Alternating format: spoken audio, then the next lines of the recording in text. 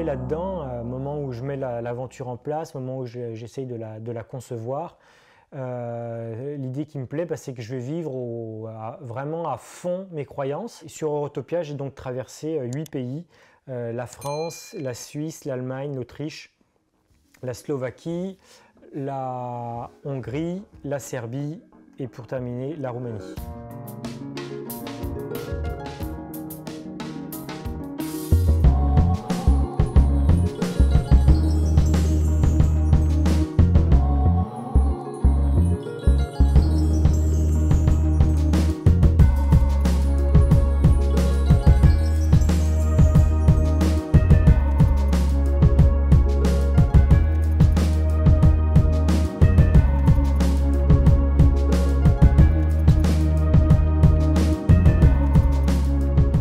Eurotopia, c'est l'aboutissement de plusieurs expériences et expéditions.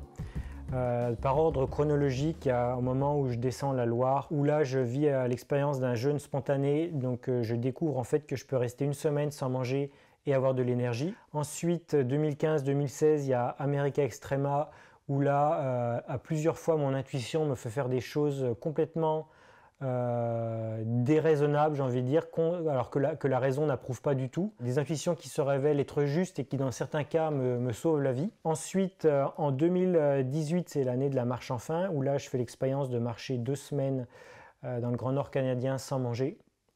Donc là, après, ça me donne vraiment confiance dans le fait que je peux non seulement jeûner assez longtemps, mais qu'en plus, je peux avoir énormément d'énergie et cumuler les kilomètres même en période de jeûne. Donc ça, c'est vraiment l'évolution de mon parcours, des expériences que j'ai vécues et des croyances qui ont été modifiées. Et puis, il s'est passé aussi quelque chose d'important, c'est au cours d'America Extrema, où après avoir traversé ces montagnes en partant sans assez de nourriture et puis finalement en trouvant que mon intuition était juste parce que j'en ai trouvé en chemin un petit peu par hasard. Quand je redescends de ces montagnes, en fait, j'ai une intuition qui me vient et qui me dit que dorénavant, en fait, je peux voyager sans rien et que j'aurais plus besoin du tout de rien pour partir à l'aventure. Donc la prochaine expédition, ça va être de partir à travers le monde sans rien. Je ne savais pas où j'allais aller encore à l'époque, mais en tout cas, je savais que j'allais voyager pieds nus, sans équipement, sans argent et sans papier. J'avais aussi décidé ça à ce moment-là. Je voulais vraiment rien du tout. Et donc, à partir de ce moment-là, il me faut 5 ans de préparation pour en être capable, entre le moment où j'ai l'idée et le moment où je la réalise. Ce qui me plaît là-dedans, au moment où je mets l'aventure en place, au moment où j'essaye de la concevoir, l'idée qui me plaît, c'est que je vais vivre vraiment à fond mes croyances. Partir sans rien, c'est un formidable laboratoire pour en fait vivre ces croyances-là à fond, puis d'aller voir si elles sont vraies, puis voir si elles ont des limites, si jamais elles en ont. Et donc ce projet, il évolue, il prend une forme de maturité, et puis il se passe un événement complètement imprévu, en tout cas pour moi, c'est le premier confinement. Dès demain, midi, et pour 15 jours au moins, nos déplacements seront très fortement réduits. Et donc, en fait, ça met tous mes plans à l'air, à l'eau, je veux dire, puisque les frontières se ferment, les gens ont peur. Déjà, les gens, en temps normal, ils font pas facilement confiance à un inconnu. Mais en plus, si jamais les gens ils ont peur d'un virus, alors là, ça va être encore plus difficile. Et je me dis que, en final, je ferais peut-être mieux de ne pas partir, tout simplement, et de renoncer à mon voyage. Je me dis que le temps des voyages est peut-être révolu pour moi. Et le jour où je suis quasiment prêt à prendre cette décision d'abandonner, en l'espace de 24 heures à peu près, il y a 6 personnes qui m'appellent, qui me contactent par téléphone ou par internet, qui me demandent où j'en suis dans mes préparatifs, parce qu'ils savent ce qui se passe. Donc je leur fais part de mes doutes et puis de ma déception, et toutes en fait m'encouragent à poursuivre mon idée, à aller jusqu'au bout, et en me disant qu'au contraire, c'est dans les moments comme ça qu'on a le plus besoin de montrer qu'il y a des personnes qui n'ont pas peur et qu'on est libre. À ce moment-là, en fait, avec l'expérience que j'ai accumulée sur mes autres expéditions et les travaux de Philippe Guillemant que j'ai lus récemment, me font tout de suite prendre conscience qu'en fait là, je me trouve face à une synchronicité. Et que donc s'il y a une synchronicité à ce moment-là qui m'encourage aussi forte, qui m'encourage à partir, c'est que pour moi, dans ma conception, dans mes croyances, ça veut dire que le futur étant déjà réalisé, ça veut dire que j'ai déjà réalisé mon aventure dans le futur. Et la seule chose qui est importante maintenant, c'est de savoir à quel moment est-ce que je vais partir. Donc ça, c'est le genre de situation idéale pour faire appel à ce qu'on appelle la radiesthésie, c'est-à-dire avec l'utilisation d'un pendule. Et donc, je prends mes abacs, je regarde quel est le meilleur mois pour partir, je tombe sur le mois de juin. Et après, je regarde au mois de juin quelle est la meilleure date pour partir au mois de juin, je tombe sur le 11 juin. Et j'apprendrai par la suite, c'est pas moi qui m'en suis rendu compte, mais le 11 juin, c'est la Saint-Barnabé qui est le patron des apôtres, si je me trompe, ou un des apôtres.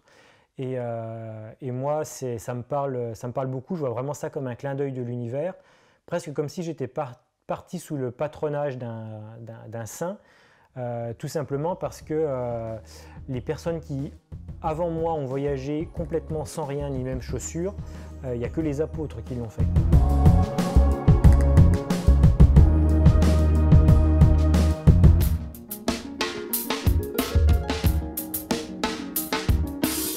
Alors Eurotopia, donc c'est la traversée de l'Europe sans rien. Ça veut dire que j'avais pas de chaussures, pas d'équipement, pas de papier, pas de sac à dos, pas d'argent. Le seul équipement que j'avais, c'était une petite banane avec le matériel vidéo pour me filmer, mini trousse de toilette avec un bout de brosse à dents, un peigne et puis une aiguille pour retirer les éventuelles échardes ou morceaux de verre. Des papiers qui expliquent dans toutes les langues des pays où j'allais passer qui j'étais, ce que je faisais, pourquoi je le faisais. Et puis, presque le plus important, une petite bouteille de ricin pour me purger régulièrement. Dans le corps, on a 40 litres de liquide, dont environ 35 litres de lymphe.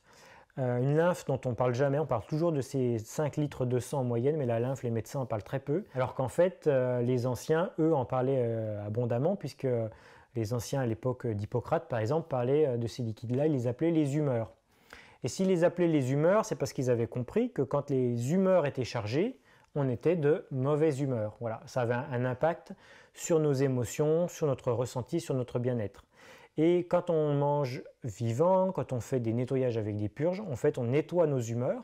Et donc, en fait, notre humeur s'en trouve améliorée. On est beaucoup plus facilement dans un état d'équanimité, de paix, de joie, de satisfaction avec peu de choses. Et ça change la vie. Et sur Eurotopia, j'ai donc traversé 8 pays.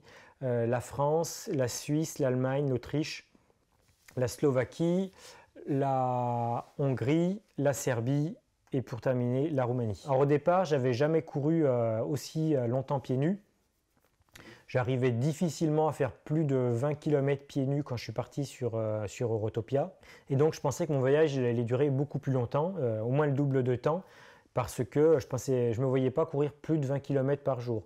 Je me disais peut-être qu'à la fin du voyage, j'arriverais à courir un marathon. Je me disais, courir un marathon par jour à la fin du voyage, ça serait vraiment un bel objectif à avoir en ligne de mire. Et puis en fait, ce qui s'est passé, c'est que quand je suis parti pour mon voyage, déjà la première étape faisait 30 km, que j'avais jamais fait pieds nus encore, et j'ai réussi à la réaliser sans trop de difficultés, et le lendemain j'avais pas mal aux pieds, donc ça m'a mis en confiance. Et puis j'y suis quand même allé progressivement, et au bout de 2 semaines, à ma grande surprise, en fait j'étais capable de courir un marathon par jour, tous les jours, sans avoir de problème aux pieds, alors que pour moi ça me paraissait complètement impossible avant. Donc ça c'était quelque chose que j'ai trouvé vraiment magique.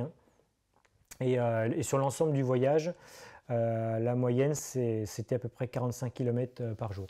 Ce que j'ai aimé sur Eurotopia, c'est que c'était une alternance comme ça, une alternance de vagues, où on est au creux de la vague et tout d'un coup, pof, il se passe un truc et quelques secondes seulement des fois, on se retrouve propulsé haut de la vague, tout va bien. Une phrase que j'aime beaucoup, c'est « Demandez et on vous répondra, cherchez et vous trouverez ».